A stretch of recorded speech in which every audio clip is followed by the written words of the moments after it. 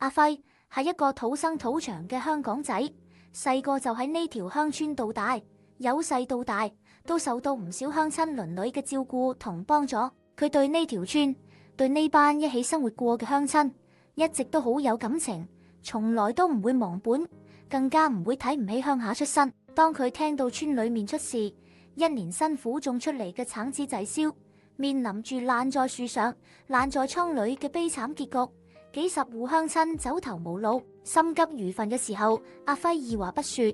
即刻放低市區自己手頭上嘅生意，推咗所有客戶同會議，第一時間趕返鄉下，希望可以為大家出一分力，幫大家渡過今次難關。佢面對住一班滿面愁容、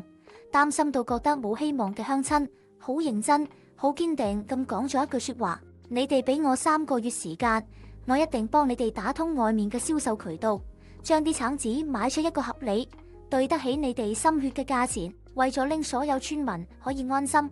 唔使擔心貨物賣唔出去，最後血本無歸。阿輝主動提出，有自己親自簽字做擔保，公開承諾，如果最終貨物賣唔出去，所有損失由佢一個人全數包底，絕對唔會令鄉親有任何損失，更加唔會令大家一年心血白費。